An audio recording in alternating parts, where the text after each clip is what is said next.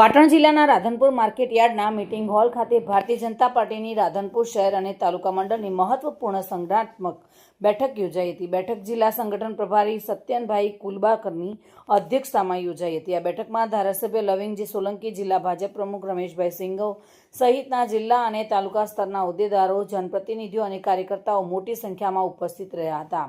આ પ્રસંગે વડાપ્રધાન નરેન્દ્ર મોદીના શાસનના 12 વર્ષ પૂર્ણ થવા નિમિત્તે યોજાનાર વિવિધ કાર્યક્રમની રૂપરેખા રજૂ કરવામાં આવી હતી. શહેર અને ગ્રામ્ય વિસ્તારોમાં જનજાગૃતિ તથા સેવા આધારિત કાર્યક્રમો યોજવામાં ચર્ચા કરવામાં આવી હતી. અંતે કાર્યકર્તાઓ સંગઠનને વધુ સશક્ત બનાવવા અને આગામી કાર્યક્રમોને સફળ બનાવવા સંકલ્પ વ્યક્ત કર્યો હતો.